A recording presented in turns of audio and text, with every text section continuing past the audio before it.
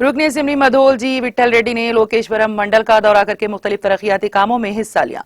इस दौरान रुकने असेंबली जी विट्ठल रेड्डी ने कल्याण लक्ष्मी और सीएम रिलीफ फंड के तहत मंजूर शुदा चेक्स को इस्तेफादा कुनिंदगान में तकसीम किए। इस मौके पर मुनक़िदा तकरीब से खिताब करते हुए रुकने असेंबली विट्ठल रेड्डी ने कहा कि वज़ीर आला KCR की ज़ेर क़यादत रियासत तेलंगाना तेजी के साथ तरक्की की सिमत गामजन है।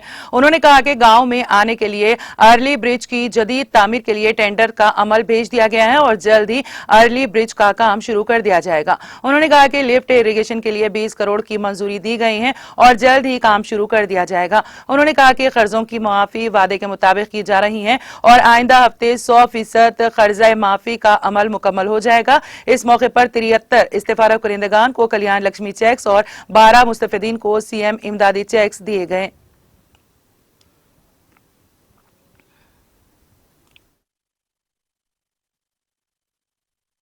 मंदिर 14 విశ్వవిద్యాలయంలో నడుస్తుంది. అది కూడా తొందరలోనే మంజూరైంది.